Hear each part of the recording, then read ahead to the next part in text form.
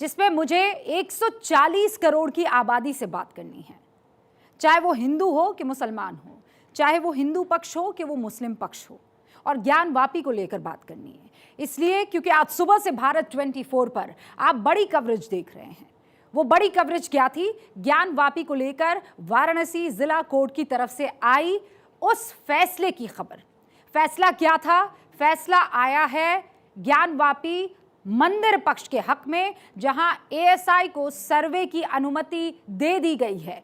सिर्फ उस इलाके को छोड़कर जो इस वक्त आप देख रहे हैं, ये वजूखाने में स्थित वो शिवलिंग है जिसका बार बार दावा किया जा रहा है हिंदू पक्ष की तरफ से, लेकिन मुस्लिम पक्ष कह रहा है कि ये फव्वारा है।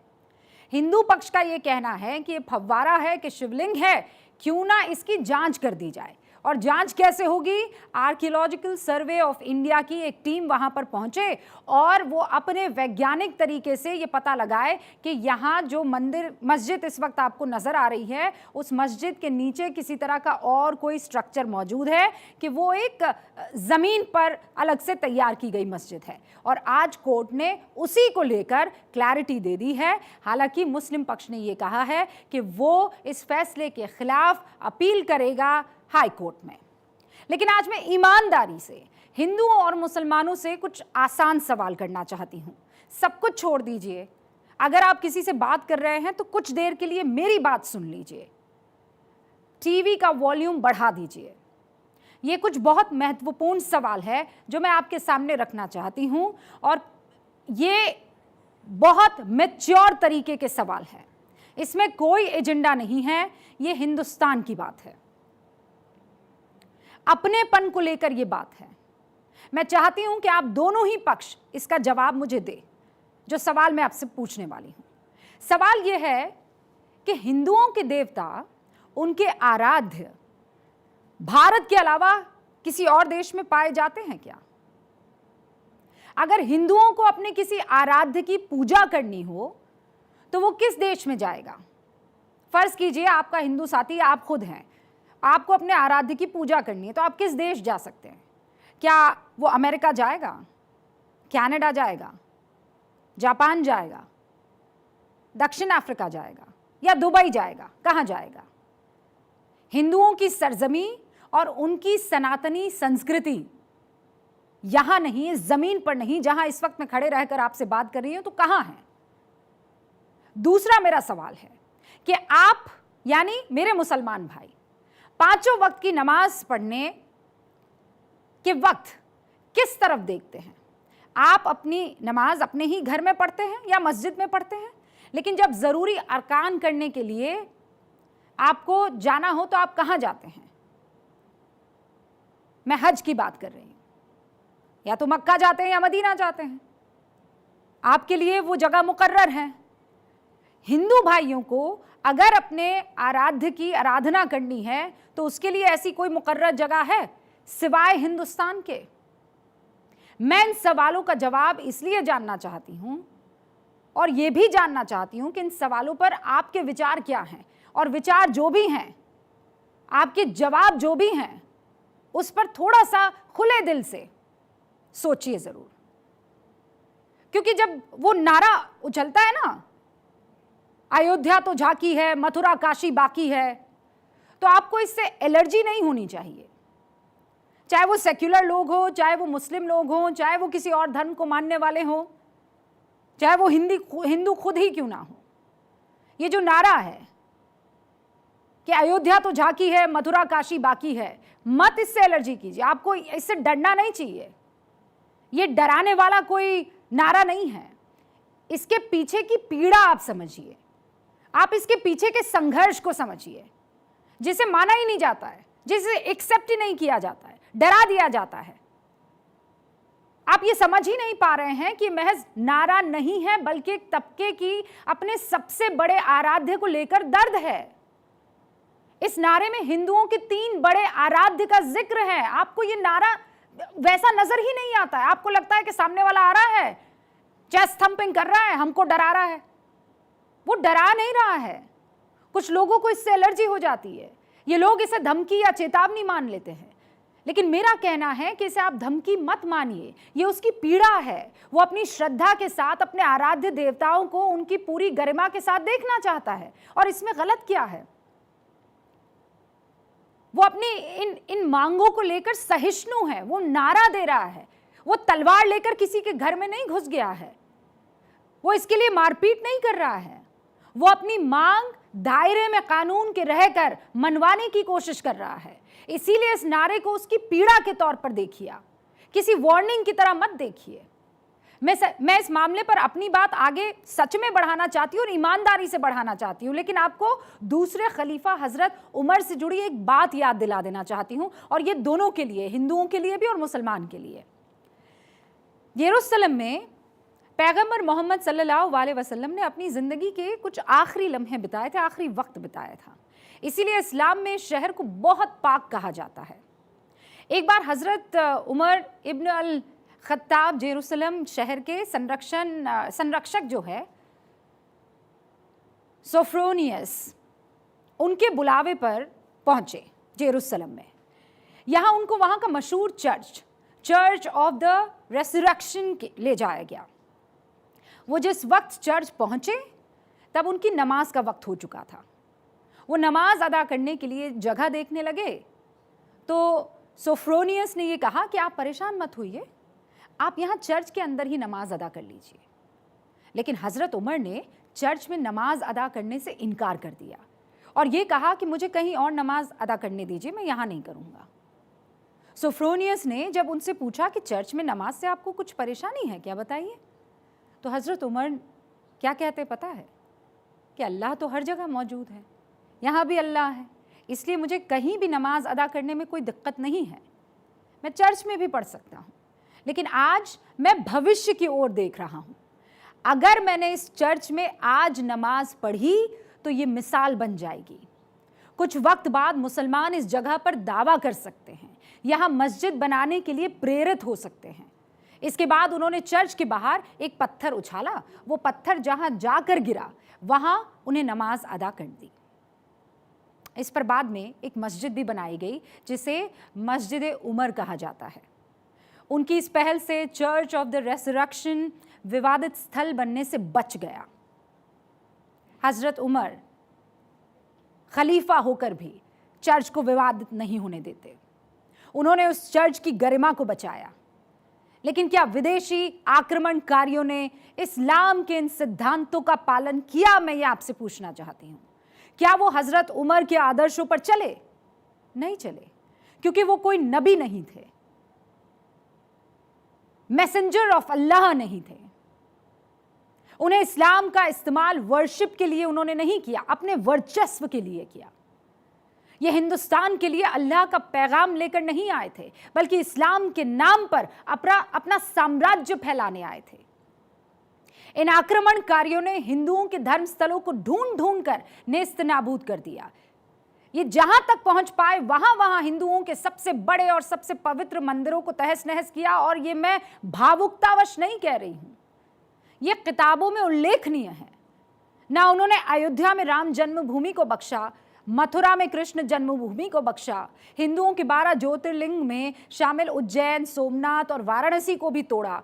ये तबाही इतनी बड़ी थी कि उत्तर भारत में एक भी बड़ा मंदिर या शिवाला महफूज नहीं रहा। महमूद गजनवी ने गुजरात के सोमनाथ मंदिर को ढहाकर अरबों की कीमत का सोना चांदी लूटा। सिकंदर लोदी ने नगरकोट के ज्वाला देवी मंदिर को नष्ट कर इसकी मूर्तियों को तोड़ दिया और कसाईयों को दे दिया। बाबर ने राम जन्मभूमि की जगह पर मस्जिद बनवा दी। औरंगजेब ने मथुरा के केशव देव मंदिर की मूर्तियों को तोड़कर मस्जिद की सीढ़ियों में लगा दिया। इसके अलावा ज्ञानवापी समेत कई मंदिर ढा दिए गए। ये सब 2-4 साल तक नहीं हुआ, बल्कि पूरे 800-900 साल तक ये तबाही चलती रही है। कई मंदिर 2-2, 3-3 बार तोड़े गए हैं। इन आक्रमणकारियों की आंधी हिंदुओं के जो मंदिर में बच गए, या ये कहिए इनकी आंधियों में जो हिंदू मंदिर बचे रह गए, वो या तो दिल्ली से दूर दक्षिण भारत के हुआ करते थे या ऐसी बीहड़ या दुर्गम इलाके में थे जहां पर ये आक्रमणकारी जो हैं वो पहुंच ही नहीं पाए। और फिर कह रही हूं, ये लफ्फाजी नहीं है, ये किताबों में बाकायदा मेंशन है हिस्ट्री की। मैं आपके सामने मशहूर यूरोपीय लेखक A.W. एंटविसल की एक किताब Braj, centre of Krishna pilgrimage, जिसे ब्रज कहते हैं, उसके कुछ पन्नों को पढ़ना चाहती हूं। सोमनाथ मंदिर को उजाड़ने वाला महमूद गजनवी मथुरा के राजा कुलचंद को हराकर मथुरा शहर में घुसा। मुस्लिम इतिहासकार अल-उतबी, बदायूनी और फरिश्ता के हवाले से इस किताब में जो लिखा गया है वो आप ध्यान से सुनिए।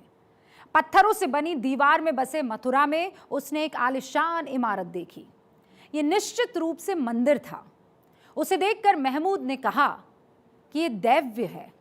अगर कोई इसे बनाने की कोशिश करे तो इसे बनाने में कम से कम सैकड़ों हजार साल खर्च हो गए होंगे और न जाने कितने रुपए खर्च हो गए होंगे उस वक्त जो भी करेंसी चलती थी। अगर दुनिया के सबसे काबिल कारीगर इसे बनाए तब भी इसे बनाने में कम से कम 2 साल लग जाएंगे, 200 साल लग जाएंगे, माफ कीजिएगा। इसमें शुद्ध सोने की कम से कम 15 फीट ऊंची 5 मूर्तियां हुआ करती थी। इसमें बेशकीमती हीरे पन्ने जड़े थे। उसने इन सभी मूर्तियों को पता है क्या किया? तोड़ डाला। इससे उसे 98,300 सोने की मिस्कल और 200 चांदी के दीनार मिले। बदायूनी ने फरिश्ता में यह भी लिखा है कि महमूद मथुरा में 20 दिन रहा और 20 दिन पूरा मथुरा जलता रहा। जब सवाल यह उठता है कि इन मंदिरों और शिवालयों को क्यों तोड़ा गया, मुझे यह लगता है, जिसकी कॉन्फर्मेशन कई इतिहासकार करते भी हैं, कि इन मंदिरों की संपत्ति को लूटना, मंदिर तोड़कर हिंदुओं को कहीं ना कहीं ये मैसेज देना कि मेरे वर्चस्व को कबूल करो, उनकी आस्था का अपमान भी इससे होता और वो वीक फील करते। इस्लाम के नाम पर अपनी राज सत्ता का दबदबा दिखाना यह भी एक वजह हो सकती है। आप मेरे सामने ये तस्वीरें अब देखिए।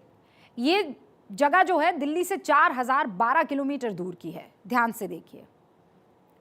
यहां लोग कुछ मस्जिद को महफूज रखने के लिए देखिए क्या कर रहे हैं। एक हाथ में बंदूक लिए हुए हैं, दूसरा तस्वीर खींच रहा है। सुरक्षा बल यहां घुसने की कोशिश कर रहे हैं, लेकिन ऐसा हो नहीं पा रहा है। यह विवाद आज का नहीं है, सैकड़ों हजारों सालों से यह विवाद चला आ रहा है। जिस जगह यह विवाद हो रहा है वो अल अक्सा मस्जिद है, बड़ी पाक है, जो इजराइल के जेरूसलम में है। जेरूसलम दुनिया की एकमात्र वो जगह है जहां पर इस्लाम, ईसाई और यहूदी यानी दुनिया के 3 बड़े धर्मों को मानने वालों का दावा है कि ये जगह तो मेरी है।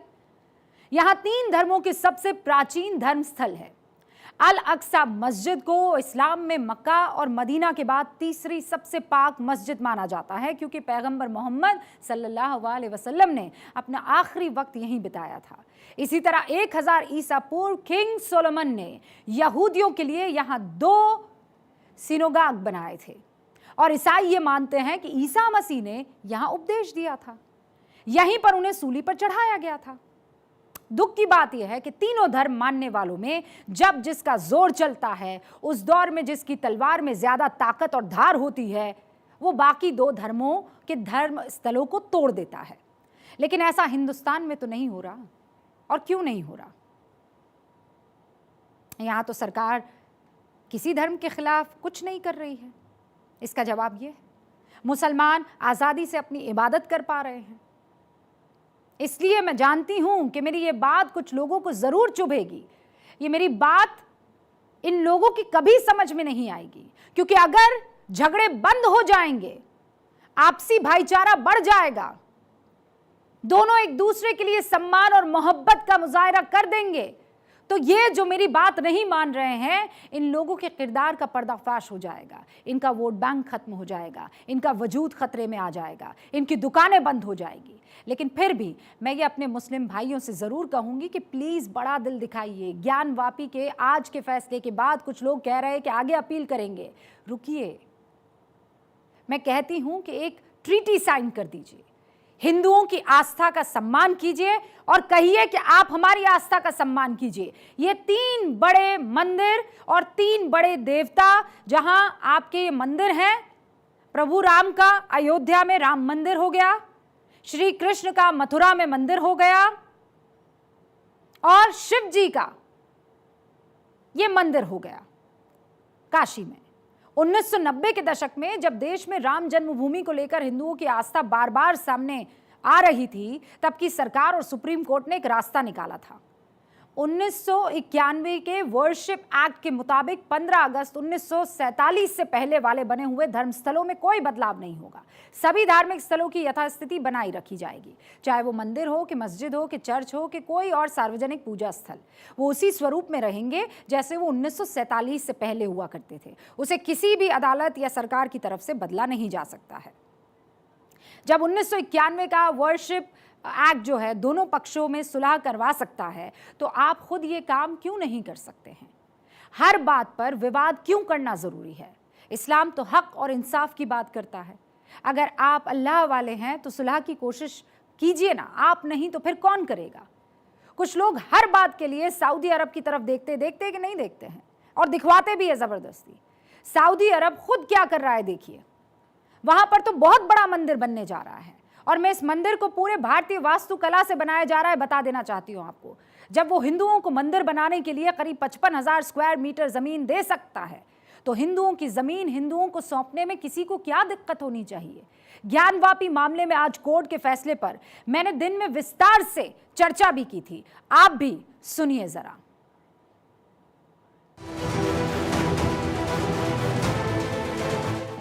तलवारों की नोकों से हमारी सच्चाई को छुपा के रखा था, आज कलम की ताकत से हमने जीत के दिखाया है। हर हर महादेव। जो उनके एसआई सर्वे का एप्लीकेशन था उसको मंजूर कर लिया है।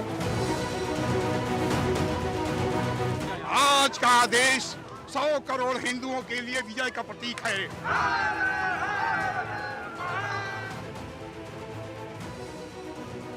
देखिए, आज का फैसला ऐतिहासिक फैसला है, हमेशा के लिए इतिहास में दर्ज होने वाला है। 4 अगस्त तक रिपोर्ट देने के लिए कहा है। अब वो नकल लेने के बाद, आर्डर का अवलोकन करने के बाद आगे की रणनीति तय की जाएगी। हाईकोर्ट चला जाए, हम लोग हाईकोर्ट चले जाएंगे। हाईकोर्ट से तो आदेश आ गया, अब सुप्रीम कोर्ट जाएंगे तो हम लोग सुप्रीम कोर्ट पहुंच जाएंगे। आतताइयों ने इस नगरी पर आक्रमण किए, इसे ध्वस्त करने के प्रयास किए। औरंगजेब के अत्याचार, उसके आतंक का इतिहास साक्षी है। तब आपकी कृपा से सब काम हो रहा।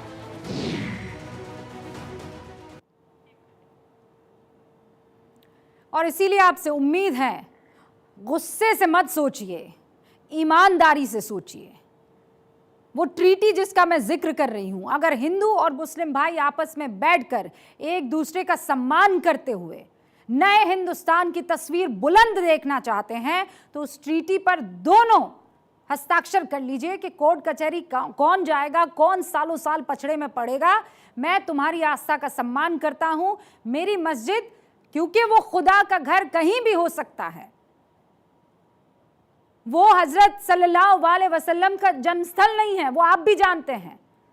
उसका सेंटर जो है वो मक्का है, आपको जाना है मदीना, हम जाएंगे। लेकिन यहां हिंदुओं की आस्था का अगर सम्मान रख लेंगे तो यकीन मानिए हिंदुस्तान को फिर कोई आंख उठाकर नहीं देख सकता है। अब मैं आगे बढ़ रही हूं